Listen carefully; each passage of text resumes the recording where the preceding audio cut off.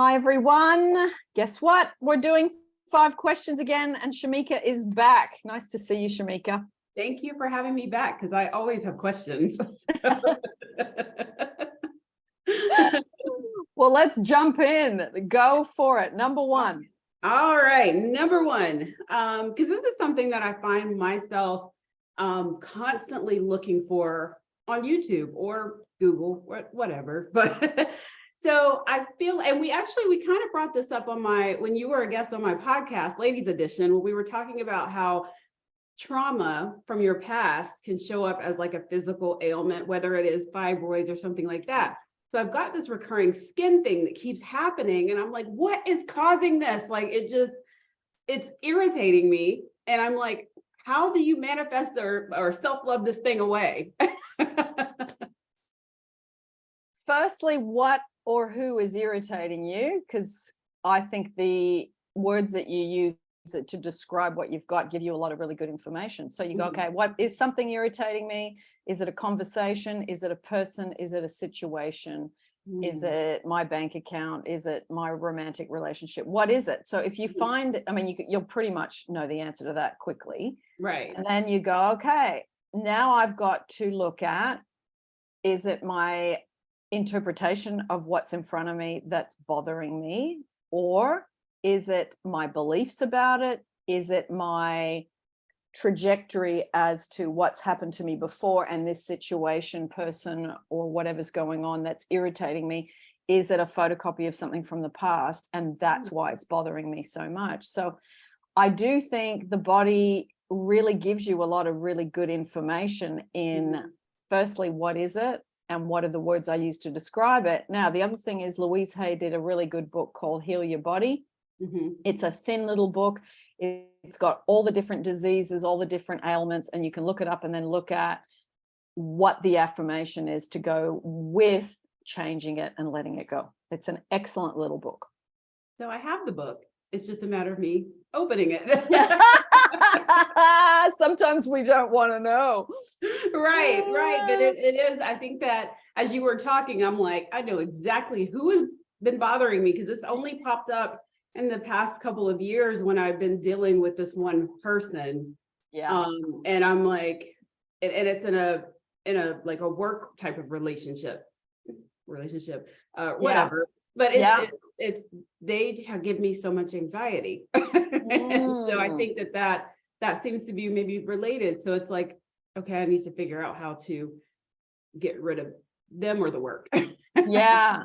There's also, if you listen to, there's a story that Neville did where a young woman was having trouble with her boss.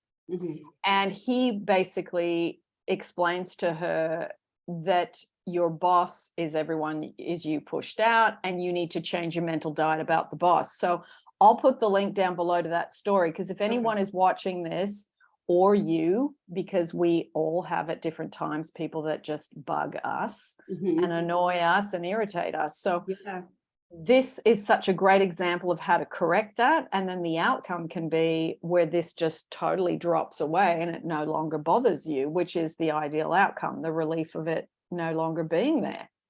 Yeah, because even I'm in the process of going to physical therapy because I tore my meniscus. But even with that, as she's like kind of releasing the muscles, I'm like, why is that so tight? Like, why does this hurt? And then I thought, I wonder if I've been holding on to trauma. Like my side, she put her elbow in it, and I swear it has hurt. It hurt for days, but now it's like after that release, I was in tears crying, and I really didn't know why. But then I felt better. Yeah, it's like it releases the muscles. The body and the muscles hold the emotions, and that's why when we get a massage or we get like someone doing whatever with their elbow or whatever, oh my goodness, it shoots you through the roof, because it's been locked in there, whether it's from an injury or whether it's just childhood stuff locked in that's been there for a long time. You can have moments where you really just have a huge emotional release. The other thing is, when you fast, for those that do fasting or interested in fasting, that also, because you're not shoving down your emotions with food, You can have emotional releases just from fasting. You go, why am I crying at everything? And it's just the stuff coming out. So it's a great way, whether it's what you've just talked about, fasting, or looking at the irritation. Yeah. It will give you where you need to do the work next. It's wonderful. The body is such an interesting revealer of things. Yeah. So this is actually segues into the second question, because I don't know about anybody else out there, but I struggle with weight. And Okay. I really, after my hysterectomy, I was like, I'm gonna be able to wear like crop tops, but no, my body was like, no, we're not right now. And so it's almost like I'm still holding on to the fibroid weight, right? Yes. And so I've been doing the meditations, and I'm like, why won't my body understand it is safe? It's fine. we're good now. We have iron. Let it go. Right. So my question is, how do you let your body know it's safe to release this weight? Good question. I think we don't release weight because we feel protected, and we feel, that it in some way keeps us nurtured. And in a way it does. Yeah. Because you can avoid certain things when you don't wear certain clothes, when you don't go to certain places, when you don't, there's a whole long list of those things. But letting your body know it's safe to release the weight, I think it's telling yourself what you would receive that you don't get now that you'd really want if you released it. So look at the benefits. Look at rather. What's that? I said, this crop top that I bought a year ago, I want to wear it. Start wearing it around the house anyway. Just go, you know what? Screw that. I don't need to be saying I'll wear it when. I'm going to start wearing it. There won't be anyone around me, but I'm going to start wearing it now to get myself ready. So you can start getting into the feeling of what it feels like to have it on. Don't go looking in the mirror and going, okay, well, I can't wear it until I lose that. Don't start going into the self-criticism, because it's a wonderful goal. It's a wonderful end result to have certain things, to be able to do. I mean, I've started wearing a 2-piece bathing suit while I'm in Sydney. And, I wouldn't have done that for years because I was packing a bit too much weight for my height too. And, since doing the fasting, it's like I love wearing that bikini. Now, it's not a G-string. I don't like those. That's not my thing. But it's a 1950s style 2-piece. And I love it because it's got nice wide sides that don't go up your backside. So it's been really nice, like you say, to have a goal to wear something that you think, I just like that. I want to wear that. Right. Yeah. I even have merchandise like for my show that it's a crop top, and I'm like, I can't promote it right now. I want to wear my own merchandise. Okay, so it's really just about the benefits is what I'm getting from that. Okay. Sit down or type it in the notes of your phone. Benefits from wearing the crop top. What would that be? I mean, what would be one thing? Just share with me, what would be one benefit of wearing that?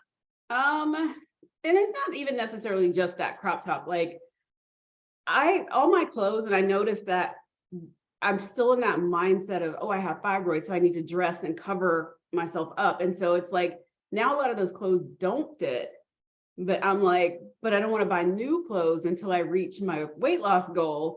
And so I just feel like the one goal or one benefit would be, I would feel comfortable again, I think. Because I've been so long behind the fibroid thing. So for example, I went to an event a few months ago, and I had refused to wear a dress ever since, like, I had fibroids. It was the year previous to that, and I wore a dress. But I didn't like wearing dresses because of the fibroids, because it makes you look like you're pregnant. Yes. And someone came up to me and said, "I'm not sure expecting. I can't wait to tell everybody." And I was like, no, I'm not expecting. I'm not. And so I was like, I don't even know where that dress is. I came home, ripped that thing off, and I haven't seen it since. So last year, I was comfortable enough. I had lost like 11 pounds. So I was comfortable enough to put a dress on, and I felt confident. I felt really good. But somewhere along the line, I had put on like 5 of those 11 pounds back on. And Yeah. it's like this. So I'm like, why did I do that? Like, is it Yeah. I'm protecting myself again, or Yeah. I don't know. Yeah. Yeah. I had a bit of delay when you said what that person said. It was like, Yeah. wow, you just, Yeah. People are rude. yeah. Yeah. And it's like, don't jump to conclusions, because it's not good. And fibroids is fibroids. It does do that, like what you're saying. And I mean, you and I talked about that in the Right. podcast. I will put the link down below for that podcast for women that are listening to this that have got fibroids and don't want to go so much the medical route. They get the diagnosis, but they'd like to go the natural route. Yeah. That might be a good discussion to listen to. But I think it so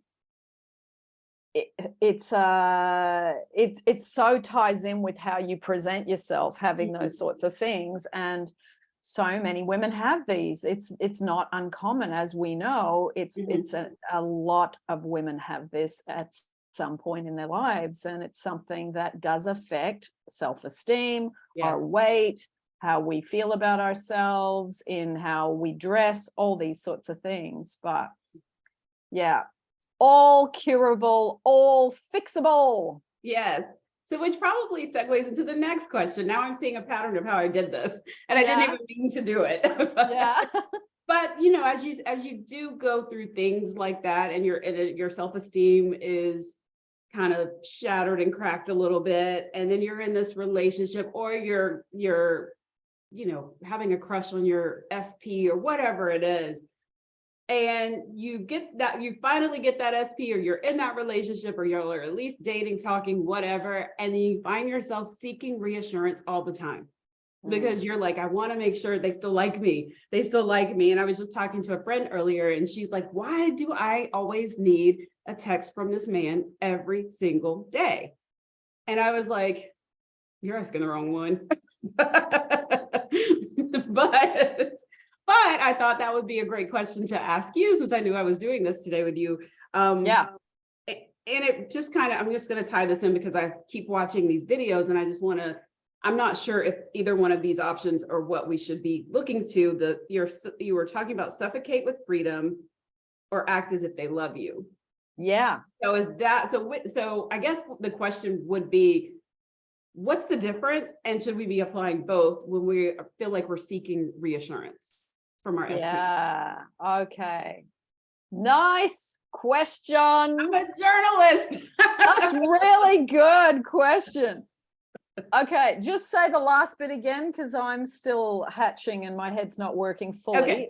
Say it to me again so I grasp it. Okay. So when you're seeking reassurance, when you're in that mode of like, I want, give it to me. What do you call it? Hands on hips. You're like, give me. Do you apply the suffocate with freedom method, or do you do the act as if they love you, or both, or what's the difference really? Okay. All right. You do both. Okay. Firstly, you suffocate them with freedom, because as soon as you got your hands on your hips, you're going, he's not, I'm not getting enough. I want more. I'm not getting enough. I want more. Why isn't he? He should have, blah, blah, blah. And you get into that entitled mode, which not cool. Now, it's usually what's good is if you are doing this work on yourself, not to act out on, get on a text or talk. Hopefully you've restrained yourself from external entitlement, even though you might be feeling internal entitlement.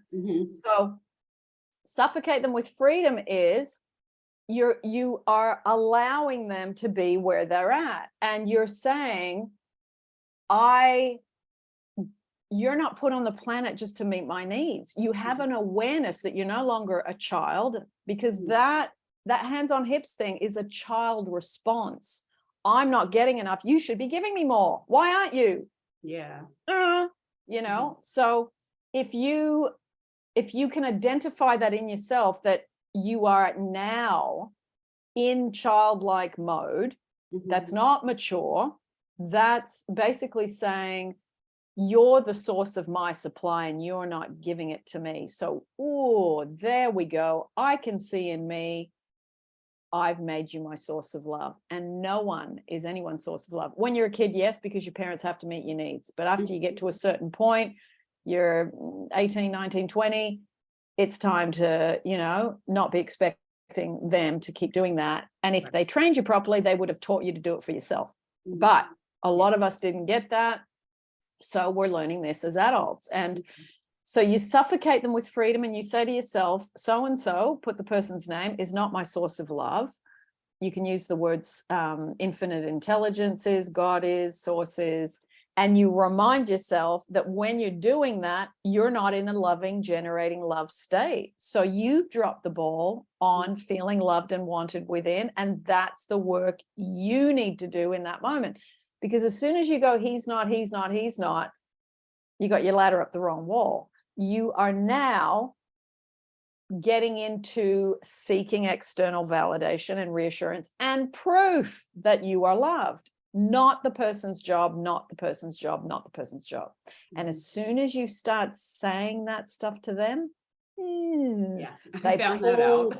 Yeah, me too. Yeah. And they go, ooh, get away from me. What are you doing? And they say things to push you back because they find you obnoxious and entitled and annoying. So suffocate them with freedom first thing. Treat them as if they love you.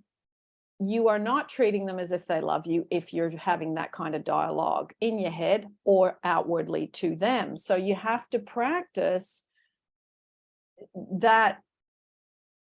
That is really disrespecting the relationship. This is how we, as whether it's a woman or a man, because both people do this, we disrespect the person that we love by doing that, by treating them as if they do not love us with these thoughts. So you got to remember they're not your source of love, and me doing that is treating them with disrespect.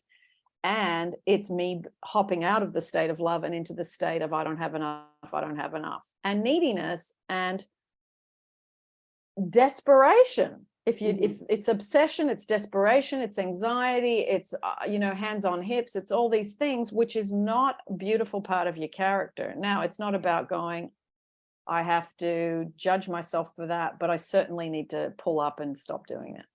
If I want to continue to have a good relationship with that person. Okay, that helps, because I was like, should I be doing this one or this one? But they're kind of two halves of a nut. They go together, and you go, oh, I'm gonna treat them as if they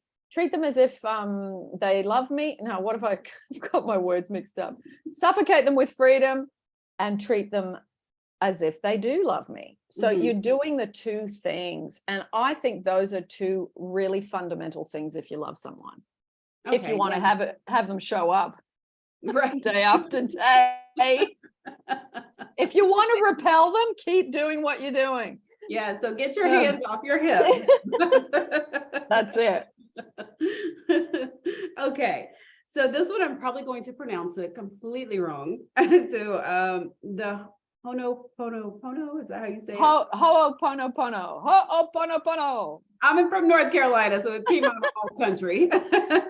Just say Hopo. Hopo is the shortened little abbreviation. The Hopo prayer. Yeah, so a few nights I listened to it overnight while I slept. But then when I woke up in the morning, I was pissy and crying and all these things. I just felt like yuck. Yeah. Why is that? And does it straighten out? Because I feel like I want to rip everybody's head off, and it could be more. But and then I noticed that sometimes it'll feel like everything in the world just has gone wrong that day, or something that I thought might happen, or like, for example, I was excited because I'm like, oh, I got overpaid from something, and they didn't notice for months, so I didn't say anything. That's horrible. Yeah. But they didn't say anything. So when I finally spend it, because they didn't say anything, then after I did the HOPO, or however we decided to shorten it, they were like, we need our money back. And I was like, it's a dang prayer. So is it supposed to like do this before things get better? Or, I mean, I've always heard sometimes things have to get worse before they get better, but is that the case with this as well?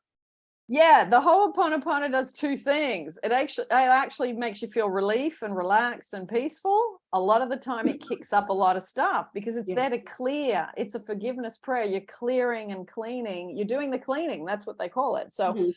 it will bring stuff up often, and it can often have a big emotional release. So you're right on track. It does sometimes get worse before it gets better, but it's to clear the old so that you can then, get restored back into your natural balance and back in, you send that stuff into the light. So yeah, I've had that experience many times. I thought, I don't know if I want to do this anymore. But Yeah.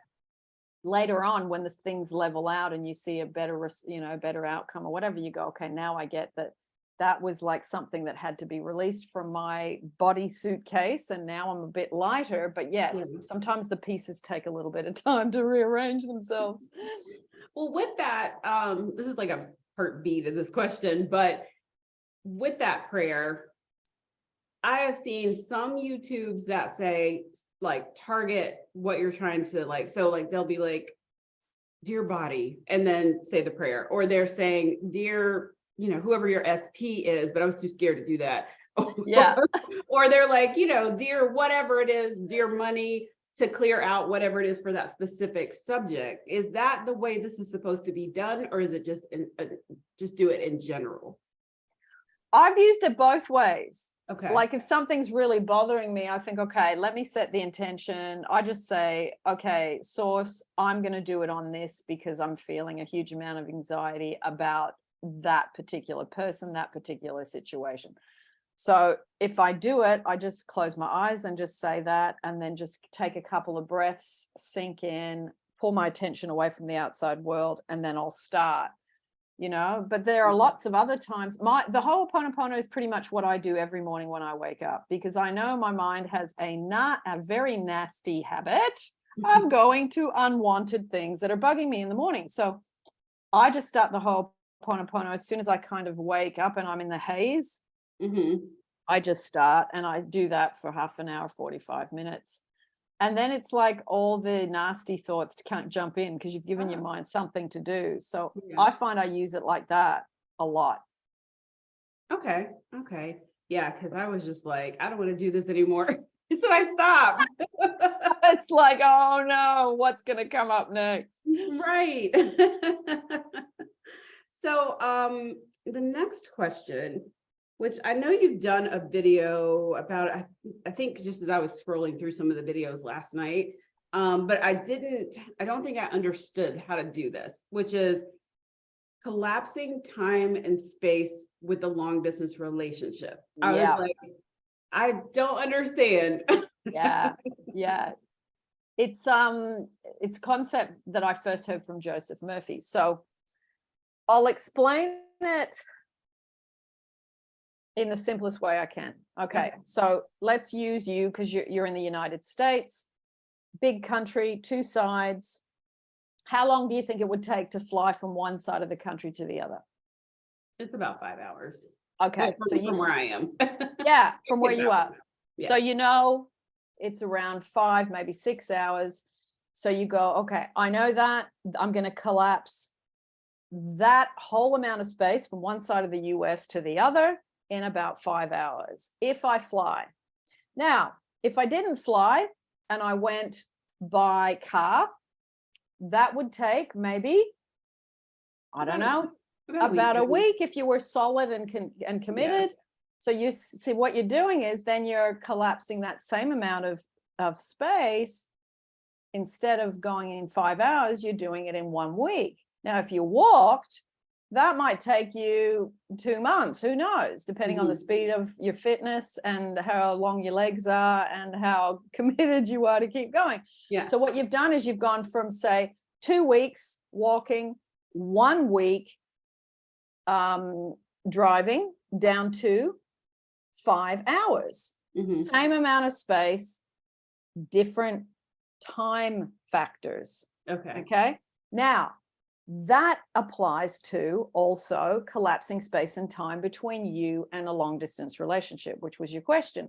So you go, okay, I can see that I see the space between us as a problem, the geographics, but it's really when you love someone, the space doesn't matter, the geographics. As you know, my story with being here in Sydney, my partner was in London. That was a 26-hour flight away, which there's no way I could have walked that or driven it. It just wouldn't happen.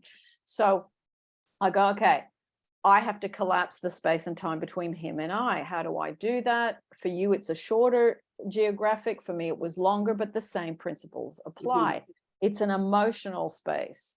So you've got to collapse the in your mind with space and time, collapse the space between you emotionally. Like there's no connection, there's a disconnection. We don't talk enough. We've got different time schedules. He doesn't have enough time for me. We're not in sync. All these things that affect the relationship connection. So how do you do that? Neville's living in the end. You live from what you want. How do you do that? You imagine a scene where it implies that you are, say, talking once a day for, say, half an hour, or seeing each other once every, whatever's, doable, once or twice a week, if possible. You go, okay, what would be reasonable for the geographical separation, but what would I like as well? And then you combine those things and you make an imaginal scene. So let me ask you, what would be ideal? What would be reasonable? What would be, I'd really love that amount of connection. What would be your ideal? If you'd asked me this, actually, I think I brought it up the last time I was on here when I was like, he doesn't call it up, but now we talk almost every day. So lovely. I wanted. And it's and actually the connection is more like so that we can see each other like on video, and that just makes it feel like we're closer. Unless he calls when my hair is not done and I'm like, I can't today. But yeah, I think ideal for me would be, because his job he travels so a lot, so he's never in one spot. So I would like, of course, I would like just more time to spend together. Maybe at this point, probably we'll go for twice a month, something like that. Twice a month. Okay, that's clear. Twice a month, because of, I mean, work does affect people seeing each other, that's for sure. Okay, seeing each other twice a month. Now you go, okay, where? Would it be where he is, where I am? What would be my ideal? Remember, this is your imaginal scene, so you can do whatever you want. Okay, here. Okay. Right here. So where you are in North Carolina at your place twice a month, nice and clear. So what you do is you go, okay, now I'm going to use this to collapse space and time. So I'm going to forget about his work restrictions. And what I'm going to do is I'm going to imagine we're sitting on the couch. It's a Friday night. Oh, excellent pizza, salad. Yes. Bottle of my favorite red wine, let's say. I'm just throwing in some details. Okay. We're going to watch that fantastic movie that we've both been talking about, and we're on my couch. So what you do is you create a very small, tight, imaginal scene where you add in the senses that are relevant. So it would be obviously visual, what you see. You would hear his voice. You would hear the movie. You would smell the pizza, you would taste the red wine, and you would probably also have where you're cuddled up and touching him. You would feel him and he would be feeling you. So you could add a lot of the senses in. Okay. And then what you could do is hear him saying, oh my God, I'm so glad we can do this like at least every 2 weeks now. So you don't want the scene to just be a one-off. You want the scene to be where it's happening regularly, and you get confirmation of that in the living in the end scene. So I think ordinary moments are easier than I'm going to the Bahamas and I'm in a resort and we're in a 5-star luxury place. That's all lovely. And you can do those things later, but to get the relationship to come into shape, at least regularly, start with ordinary moments. You know what your place looks like. You know what he looks like. You know what, that you both would love to spend more time together. It's not happening. It's because of his work. It's because of his work. It's because of his work. Stop doing that. Stop doing Yeah. that. We're just doing it. So his work will fall into place. So Okay. you hop over the obvious obstacles, you collapse space and time. And that's how you collapse space and time, is you forget about his work being an obstacle or the distance being an obstacle. I used to do that with my guy in London, where I'd be in Sydney and I'd be thinking, oh God, I don't have the money to travel. I can't leave work because they won't give me any time off. How's this going to happen? Frustration, aggravation, anger, hurt, feeling trapped. You know, I had all that. And it was like, okay, put all that aside and live from that. We're in a nice Airbnb together. We're watching a movie and we've just ordered some nice takeaway from across the road.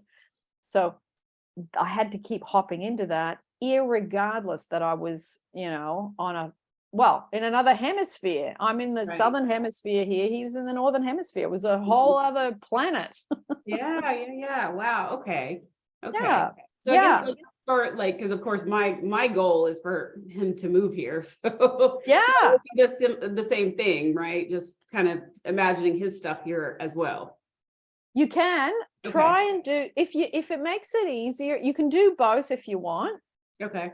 But say to yourself, which one is more, say, absorbable for my belief system right now? You got to look at believability, and the believability has to be where it stretches you, but it doesn't snap and you can't believe it. Okay, gotcha. Okay, this helps because I was just like, I don't get it. Yeah, I know. I used to do the laying in bed together, skin to skin, because skin to skin is obviously something that you only do with that person. You're not going to do that with your friends. Right. Well, maybe, but who knows? We're doing the SP here. So you're focusing on skin to skin with them. Now, that is such a beautiful thing to imagine when you've got someone that you love and you want to be with. So if you do a bit of couch movie and then part two is, you know, getting into bed and just having that nice spooning feeling of, oh, this feels like home. Yeah.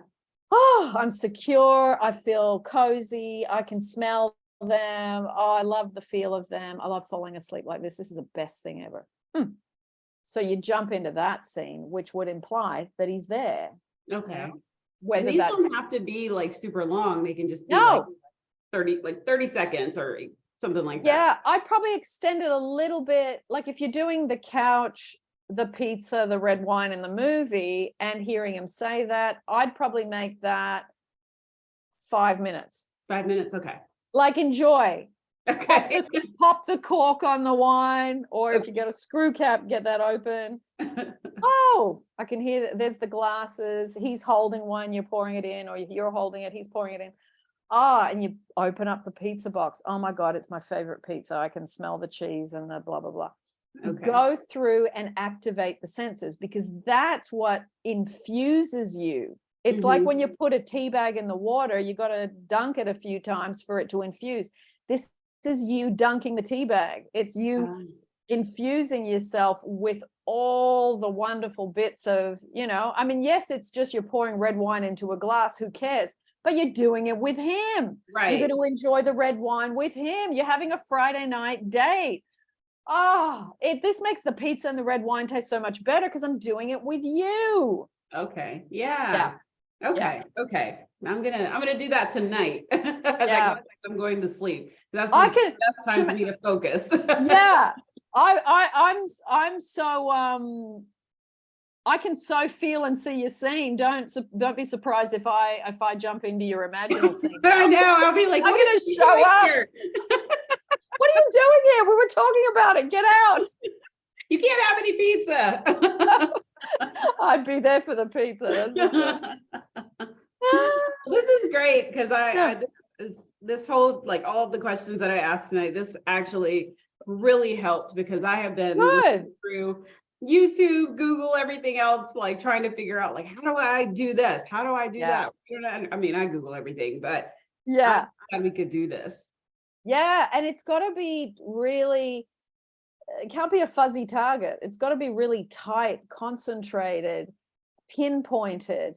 Repeat the thing in the same order every time you do it, so you know what's next. It's like you've watched your favorite movie, 10 times. It's like you know what's coming up. So you get to Yeah. the point where you just really, you don't have to try and find the next part because you've done it, say 10, 12 times already. So you just kind of move through it like a participant. Yeah. Yeah. Okay. Yeah. I'm excited now. I'm like, yes, I can do this. Yeah. It's good. It's good. It's fun. Like collapsing space and time is such a good topic from Joseph Murphy. I'll put the video down below for that too, because he is so good at this. This is one of his main nuggets, I think. And I think this is not talked about a lot, and it's underused. And it's very much ties in with living from it that Neville talks about, or living in the end. These two concepts go together. So if you look at how Joseph does it, how Neville does it, you get a more well-rounded picture, and then you can go into your imaginal scenes, really enjoying it. It's like a treasure hunt. It's fun. Yeah. Would this also work for the weight loss thing? Collapsing Yep. time? Yep. Okay. Definitely. You can imagine yourself wearing the little top with, obviously you'd wear a pair of jeans or something down the bottom. Imagine the full thing. And then imagine walking out the front door, going somewhere, seeing people. So you're not just wearing it at home alone and trying to get comfortable. You're already comfortable. You've already worn it before. You're already walking out the door. You're not even thinking about it anymore. It's just another top, and you feel good in it. So there's no self-consciousness or focusing on, oh, maybe I shouldn't be wearing this. It's too soon. I'm still too overweight. No, you feel good. You've walked out. It's the perfect weight. My body is at the perfect weight. Oh, that's good. Okay. Yeah. So you've rebalanced yourself back to where you feel comfortable, and that's different weights for different people. So yeah, I am the perfect weight. I remember, I'll tell you a little story. There's my law of attraction friend who's 77 now. She's the one that I've done all my stuff with for 30 years.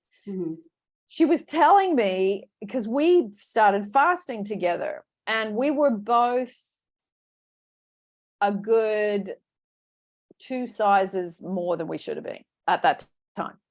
So she said to me, her grandson comes over one day, and he's this really skinny little kid, little skinny arms and legs, and he just eats and nothing seems to, no weight goes on. Anyway, he comes in this one morning and he says to his grandmother, my friend, I'm too skinny. I need to eat. Can you give me some food? So he was making this statement from a skinny person's consciousness. So we are having a conversation, her and I, about him making this comment. I said, that is a skinny person's affirmation. I'm too skinny. I need to eat. So we started saying that while we were fasting, and we were laughing every time we'd say it because we were packing a bit too much weight at that time. So that became our funny affirmation. I'm too skinny. I need to eat. Because we borrowed that from him. And it's like, now we both are the perfect weight. I don't want to lose anymore.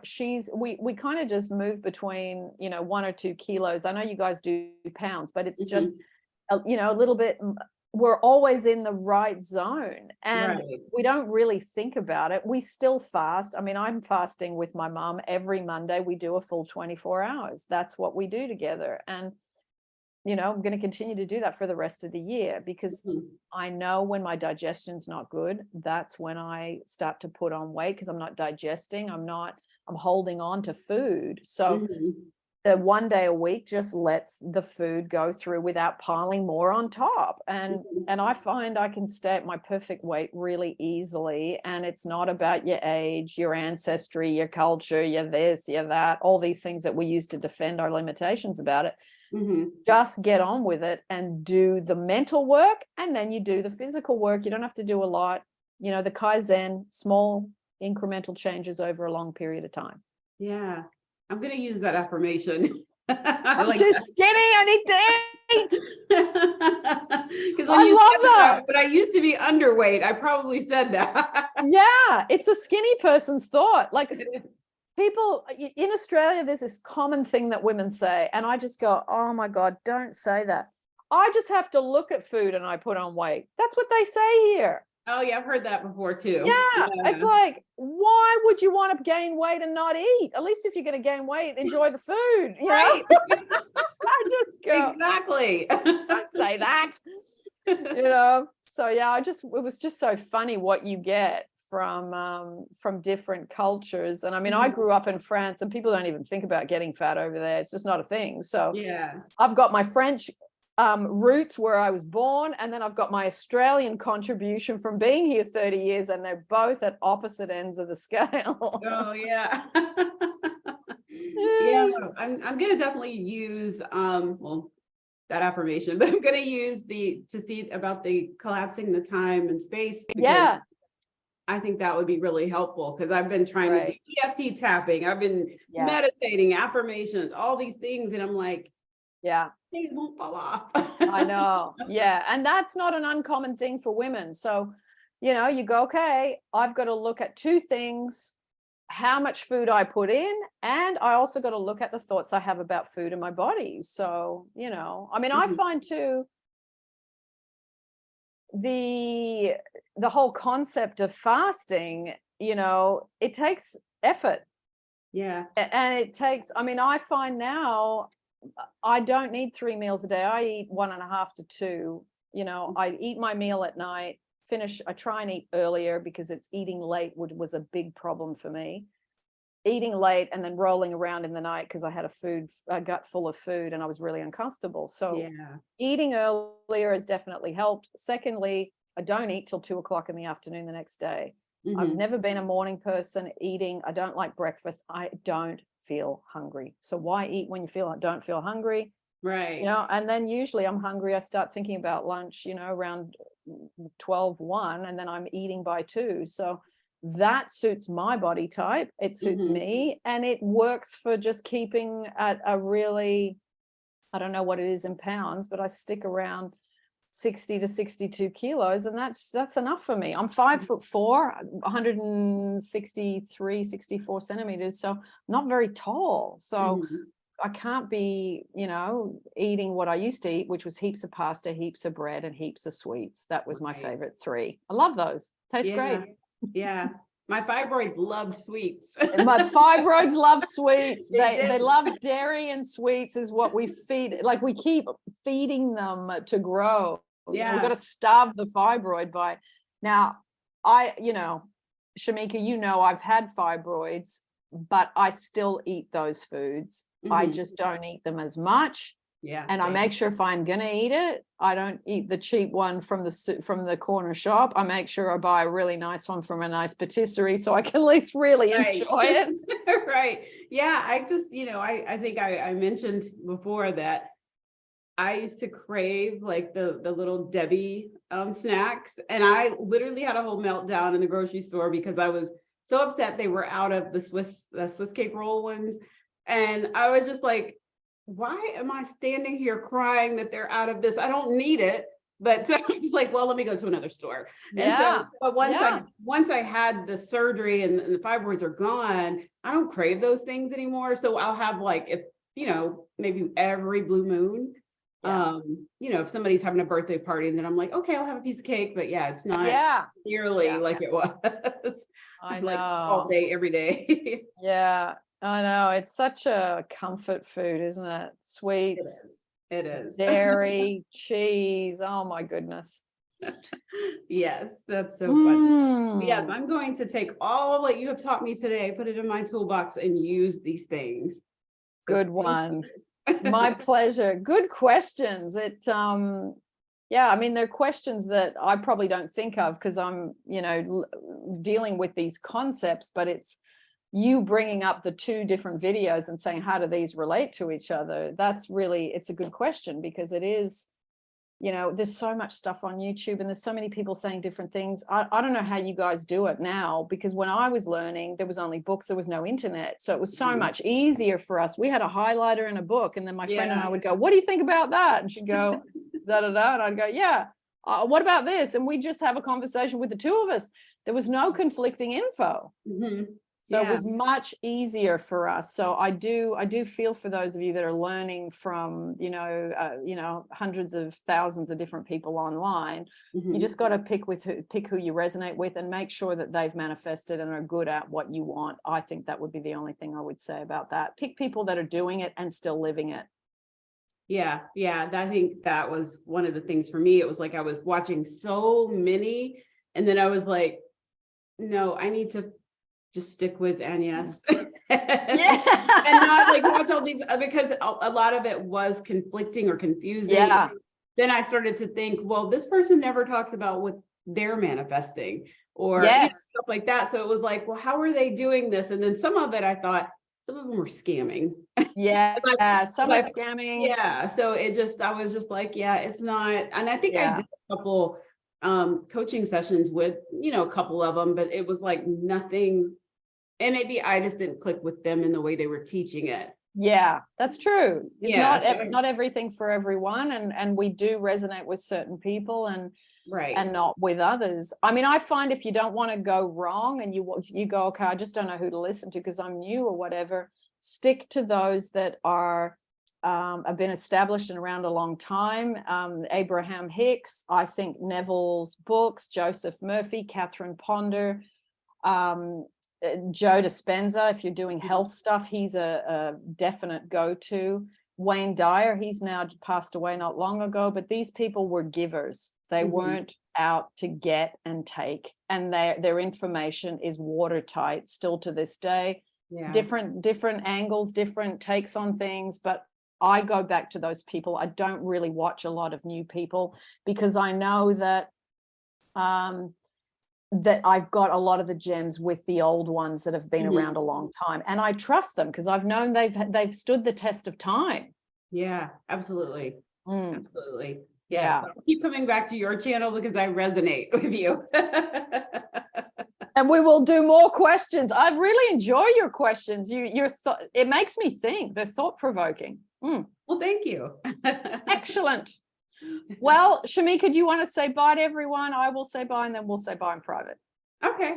Bye everyone. I'm on YouTube as well at Check the Rhymes TV. If you like celebrity interviews, I'm over there. Yeah, you've got some good ones too. So I'm going to put the link down below for you. And I will also put down the other 5 questions interviews that we have done. Shameika and I did one. I'll put that one down. There's a few other organic nuts that we've had a few little sessions together. So that'll be there for you. And I will put down the Ho'oponopono playlist, the collapsing space and time, living in the end. And I will put anything else that I've forgotten down below too. Lots of love, everyone. Signing off. See you in the next YouTube.